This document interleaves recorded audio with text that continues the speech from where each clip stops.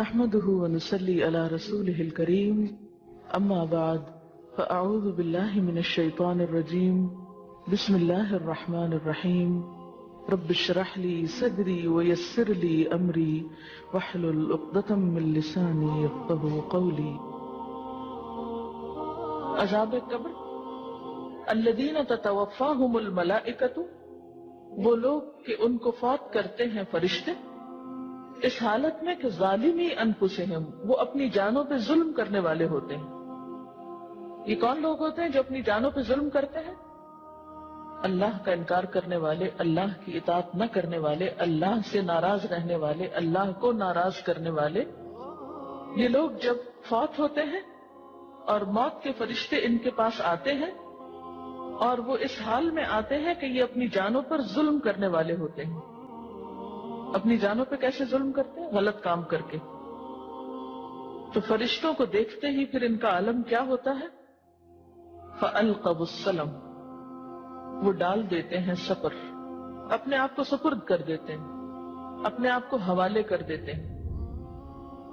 سلم کا معنی صلح بھی ہوتا ہے، فرما برداری، تسلیم کرنا، سپرد کرنا، یعنی اس وقت وہ فرشتوں سے صلح کی درخواست کریں گے۔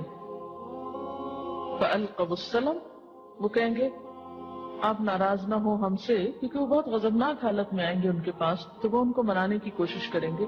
یا پھر کیا معنی ہے کہ اپنا آپ ان کے حوالے کر دیں گے، کیونکہ آج تو بھاگنے کی جگہ ہی کوئی نہیں۔ اور کیا کریں گے اس وقت وہ؟ مَا كُنَّا نَعْمَلُ مِن سُوءٍ، ہم تو کوئی غلط کام نہیں کر رہے تھے، ہم میں تو کوئی غلطی نہیں تھی، ہم تو سب اچھا ہی کر رہے تھے۔ کیونکہ متکبر شخص کبھی بھی اپنی غلطی مانتا نہیں۔ جس سورۃ المجادلہ میں آتا نا، یوم یبعثہم اللہ، جس دن اللہ ان کو اٹھائے گا جمیعاً، سب کے سب کو، فیحلفون لہ، تو اس کے آگے بھی قسمیں کھانے لگیں گے، کما یحلفون لکم، جیسے تمہارے سامنے قسمیں کھاتے ہیں۔ ویحسبون انہم علی شیء، اور وہ سمجھیں گے کہ وہ کسی چیز پر ہیں، الا انہم هم الکاذبون، خبردار بے شک وہ جھوٹے ہیں۔ تو دوسرے لفظوں میں ان کا یہ سارا گھمنڈ، ان کا تکبر، ان کا غرور اور ان کا یہ رویہ صرف موت تک ہے۔ جب موت کے فرشتوں سے سابقہ پیش آئے گا تو کیا ہوگا؟ اپنے آپ کو ان کے حوالے کر دیں گے اور اپنے آپ کو بڑا معصوم ثابت کریں گے اور کہیں گے ہم تو کوئی غلطی کر ہی نہیں رہے تھے، تو قسمیں کھانے لگے۔ بلا، کیوں نہیں، ان اللہ علیم بما کنتم تعملون، بے شک اللہ جانتا ہے جو کچھ تم کرتے رہے ہو۔ اللہ کا دھوکہ دیتے ہو، اس کو نہیں پتا کہ تم کیا کر کے آئے ہو۔ فادخلوا ابواب جہنم، پس داخل ہو جاؤ جہنم کے دروازوں سے، خالدین فیہا، اس میں ہمیشہ رہنے والے، فلبئس مثوى المتکبرین، پس کتنا برا ہے ٹھکانہ تکبر کرنے والوں کا۔ کہ مستکبرین اور متکبرین کا لفظ کیونکہ حق کا انکار متکبر ہی کرتے ہیں۔ یہ جو کہا جا رہا ہے نا جہنم کے دروازوں میں داخل ہو جاؤ، تو یہ ابتدائی عذاب کی طرف اشارہ ہے۔ امام ابن کثیر فرماتے ہیں کہ ان کی موت کے فوراً بعد ان کی روحیں جہنم میں چلی جاتی اور ان کے جسم قبر میں رہتے ہیں، جہاں اللہ تعالیٰ اپنی قدرت کاملہ سے جسم اور روح میں بعد کے باوجود، یعنی دور ہونے کے باوجود، ایک دوسرے سے تعلق پیدا کر کے ان کو عذاب دیتا ہے۔ جیسے سورج بہت دور ہے اور ہم کہیں اور ہیں، لیکن جب ریز ہوتی ہیں آپ کے جسم سے آ کے ٹکراتی ہیں، اگر سورج دور ہونے کے باوجود اپنی ریز ہم پہ ڈال سکتا ہے، ہم کو جلا سکتا ہے، سن برن ہو سکتا ہے، تو اسی طرح روحوں کے ہزاروں میل دور جہنم میں ہونے کے باوجود جسم جہاں بھی زمین پر دفن ہو، اس کے ساتھ اس کا ایک لنک ہو سکتا ہے۔ اور آج کے دور میں تو یہ بات سمجھنا کچھ مشکل بھی نہیں ہے، موبائل فون سے آپ سمجھ سکتے ہیں کہ آپ کہیں سے بات کسی بھی جگہ کیچ کر لیتے ہیں، کسی بھی لائن اور کسی بھی۔ تو بالکل اسی طرح امام ابن کثیر کیا فرماتے ہیں کہ ان کی روحیں کہاں ہوں گی؟ جہنم میں۔ کہاں سے پتا چل رہا ہے؟ کہ فرشتے آتے ہیں، ان کی روح قبض کرتے ہیں اور ان سے کیا کہتے ہیں؟ فَادْخُلُوا أَبْوَابَ جَهَنَّمَ، انہیں جہنم میں پھینکتے ہیں، سجین جس کا نام ہے، خالدین فیہا، اب ہمیشہ تم کو یہی رہنا ہے۔ پھر وہ کہتے ہیں کہ صبح شام ان پہ آگ پیش کی جاتی ہے، پھر جب قیامت برپا ہوگی تو ان کی روحیں ان کے جسموں میں لوٹ آئیں گی اور ہمیشہ کے لیے یہ جہنم میں داخل کر دیے جائیں گے۔ جہنم کے بھی کئی درجے ہیں نا، اور یہ ابتدائی عذاب کی طرف اشارہ ہے۔ فَلَبِئْسَ مَثْوَى الْمُتَكَبِّرِينَ، کتنا برا ٹھکانہ ہے تکبر کرنے والوں کا۔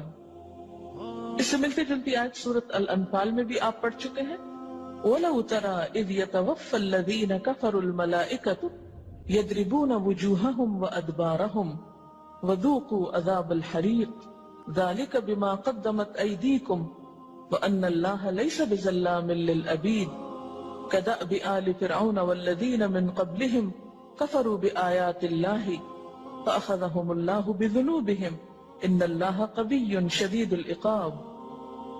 انفال 50 سے 52 آیت ہے یہ۔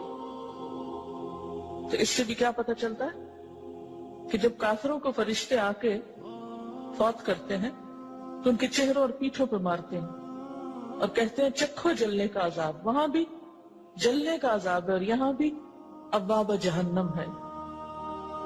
تو گویا عذاب قبر جس کو کہا جاتا ہے اس سے مراد ضروری طور پر یہ نہیں کہ قبر کے اندر کوئی آگ جلتی ہوئی نظر آئے تو تب وہ جلنے کا عذاب ہو سکتا ہے، یہ بھی ہو سکتا ہے کہ وہ جہنم میں ہی عذاب ہو رہا ہو یا جہنم کے کسی ابتدائی درجے میں، اور وہاں سے ان کی روح کا تعلق جسم کے ساتھ ہو اور جسم بھی اس کو محسوس کر رہا ہو، کیونکہ صحیح عقیدے کے مطابق عذاب قبر جسم اور روح دونوں کے لیے ہوتا ہے۔ اور قوم فرعون کی بات جہاں تک ہے تو آپ جانتے ہیں سورۃ المؤمن میں 45-46 آیت میں آتا ہے فَوَقَاهُ اللَّهُ السَّيِّئَاتِ مَا مَكَرُوا وَحَاقَ بِآلِ فِرْعَوْنَ سُوءُ الْعَذَابِ النَّارُ يُعْرَضُونَ عَلَيْهَا غُدُوًّا وَعَشِيًّا وَيَوْمَ تَقُومُ السَّاعَةُ أَدْخِلُوا آلَ فِرْعَوْنَ أَشَدَّ الْعَذَابِ۔ تو بچا لیا اس کو اللہ نے ان بری چالوں سے جو انہوں نے چلی، اور آل فرعون کو برے عذاب میں آ گھیرا، آگ جس پر وہ صبح شام پیش کیے جاتے ہیں، اور جس دن قیامت قائم ہوگی کہا جائے گا آل فرعون کو شدید ترین عذاب میں داخل کر دو۔ تو ان آیات کو اگر ملا کر دیکھا جائے تو یوں پتہ چلتا ہے کہ موت کے وقت جو فرشتے آتے ہیں وہ بھی مختلف ہوتے ہیں نیک اور بد لوگوں کے لیے۔ پھر جب روح نکال لیتے ہیں، جسم سے الگ کر لیتے ہیں، تو فوری طور پر اس روح کو سزا کی کیفیت سے دوچار ہونا پڑتا ہے۔